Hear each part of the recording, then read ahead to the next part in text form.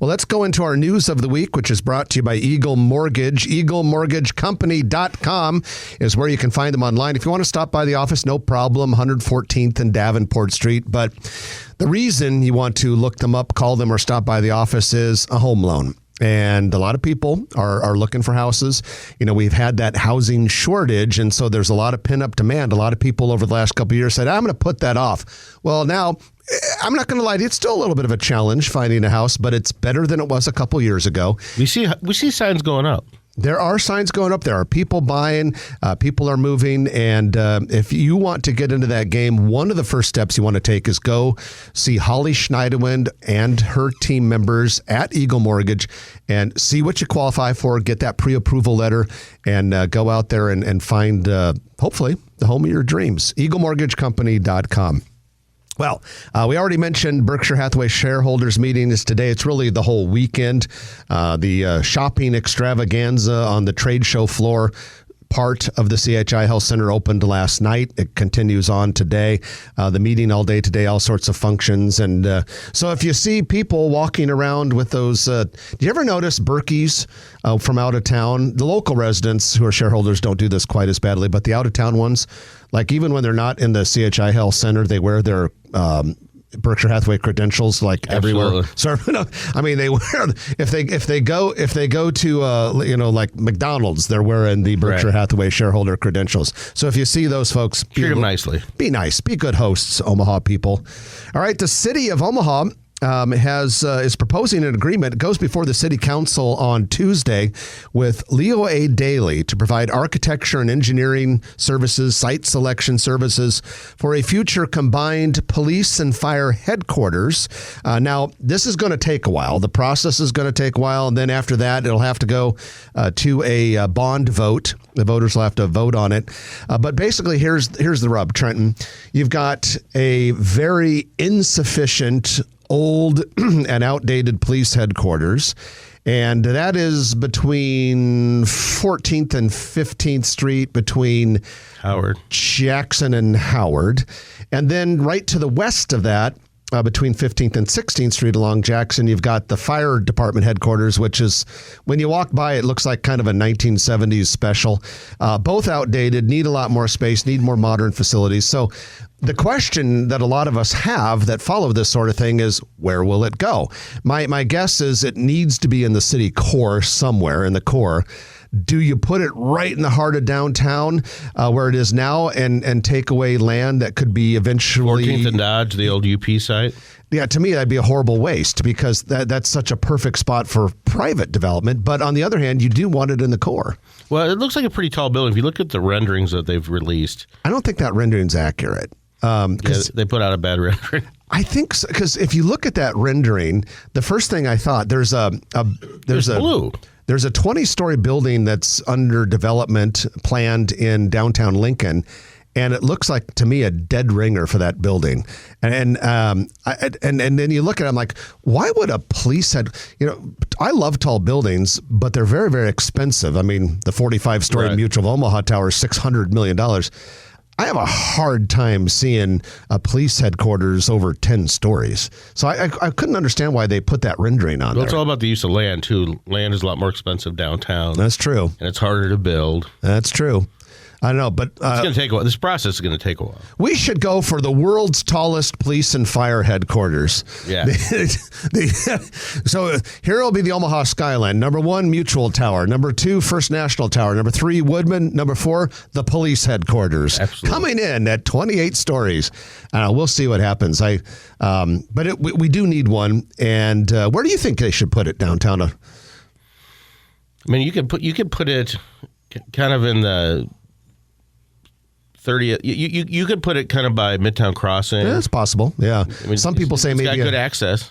Some people say maybe on the eastern side of the old Civic Auditorium site, the southern, not the eastern, the northern side, the southern side, everyone thinks is going to be like residential or mixed use. By the way, the mayor had said in her State of the City address that we would see renderings for the Civic site and I believe it was the May Planning Board meeting, something must have happened because those were not presented last week or earlier this week at the Planning Board. Yeah, I'm sure they're coming pretty soon. Yeah, that stuff always That takes... site's been sitting there for a long time. Well, and big mixed-use developments tend to take a lot longer than people think. All right, here's a cool story. Here's a sign that, in case our show is called Grow Omaha, here's a sign that Omaha's growing. A Guatemalan consulate is set to open locally. This is according to WOWT, which reported on that earlier this week. Once the Guatemalan consulate in Omaha opens, it'll be Omaha's second new Latin American consulate to open this year. El Salvador opened a consulate in March in Miracle Hills. Of course, Mexico has had an Omaha consulate for probably more than 20 years, which is the Mexican consulate here is a pretty big deal, pretty busy place. But the number of Guatemalans in Omaha has increased 50% between 2010 and 2020. And it'll be a real handy thing for Guatemalans because currently the closest existing Guatemalan consulates are either in Chicago or Denver. Yeah, that's right. That's what I figured. But have the number of Guatemalan restaurants increased? I can't think of one. Yeah, see, there's opportunity for Guatemalans to show us their flavors. I'd go to a Guatemalan restaurant in a heartbeat. A developer is planning to tear down an outdated 48,000 square foot office building at 71st and Mercy Road and replace it with a very nice looking 4-story, 200-unit market rate apartment building. It would also have a 5-level parking structure attached to it. This would be on a 3.15 acre site. Construction is expected to begin in March of next year, March 2024, with completion in September of 25. That wasn't Elliott, was it? What was that building? That was, I don't know. It's not the world's most attractive building. It's 3 or 4 stories. It's doesn't have a lot of windows, a lot of window surface area. Is it industrial? No. It's office. Do you know where their community or alliance or whatever that organization is building that nice looking building right on 72nd Street? This is immediately to the east of that. Oh, okay. The building, to me, it looks like it was built maybe early 70s. And it's a very Spartan looking, but kind of has like a government building look, like not very nice, not very attractive. Apologies to whoever designed it. I don't mean to be insulting anyone, but it's ugly. And I don't think a lot of people will miss it. Good. And it's tucked back there, and this looks like a real nice redevelopment project.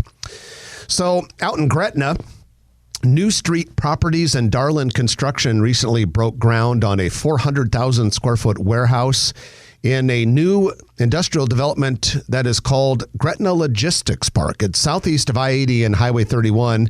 So in other words, south of Interstate 80 from Nebraska Crossing.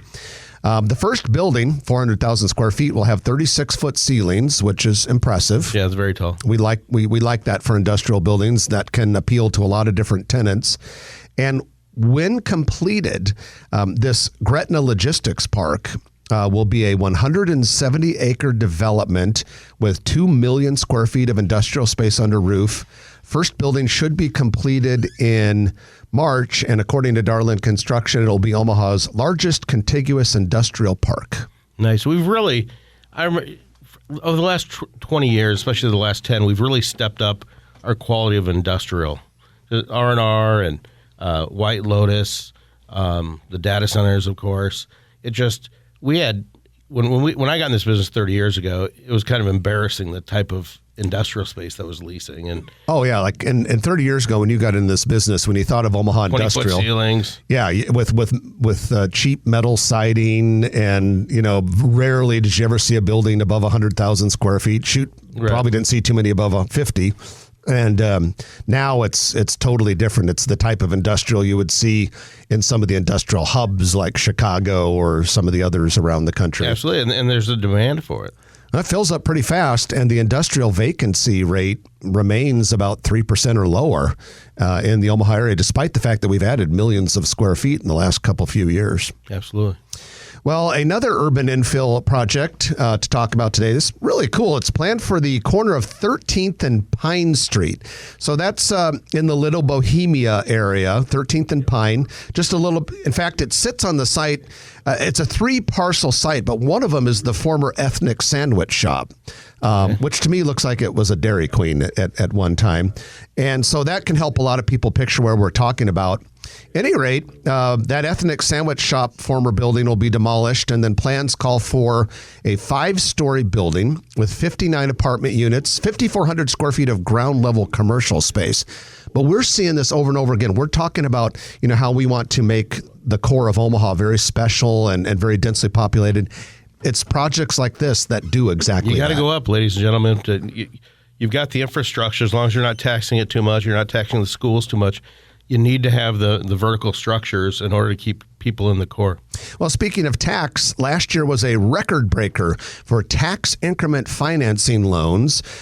We call these TIF, tax increment financing TIF loans, TIF. The city of Omaha approved $159 million in TIF. Now, it's a financing tool used to encourage private investment in areas that technically are referred to as blighted. It's kind of an obnoxious word. It's more like areas where, we want to rejuvenate, renew, and encourage development. So a good chunk of Omaha east of 72nd Street, most of that area is technically blighted, so you could do TIF development there. And but this is a big jump up. TIF loans averaged a little over $42 million per year for several years, but part of this was attributed to 2 major projects. Mutual of Omaha's $600 million project and Warhorse Gaming Casino's plans at 60-something and Q. Those 2 projects alone accounted for 54% of the total TIF money. Yeah, and the idea is when the planning department, planning board, and the city looks at it, it's but for. If it wasn't but for this tax, these projects wouldn't happen. And the city's still getting the taxes, although the current valuation, and then over the next 15 years, the incremental taxes go to finance the project. A lot of people have been critical of TIF lately. In fact, there's been some griping about it in the Nebraska legislature this year, but I think sometimes people allow their emotions to get the best of them. TIF is a good thing. We desperately need investment in the city. We are running out of developable space in Douglas County that the city of Omaha could someday annex. The only way you keep this city vibrant and thriving in the older areas is to rejuvenate those areas. Do what incentives are necessary. TIF is a very responsible and fiscally reasonable incentive. Do things like that, and you keep developers wanting to invest in the core. Well, what's interesting is, and a result of that, for better or for worse, let's say I have a redevelopment site, which I do, out west that doesn't qualify for TIF, right? So it's an old building, and then they want to tear that down and build row houses and condos or apartments. Well, the TIF, the developers are going to say, well, I can't get as good a deal without TIF, so I'm going to go do a TIF project, which helps the urban core, but it may not help developers do projects out west or Midtown. Yeah, exactly. With that, we're going to wind down the news of the week, brought to you by Eagle Mortgage. If you like this video, be sure to hit those like and subscribe buttons. And remember, Grow Omaha is not just media. This is a mission. We are trying to build up Omaha and make it an even better place. We can only do that with your help. Share this video with your friends, neighbors, and family.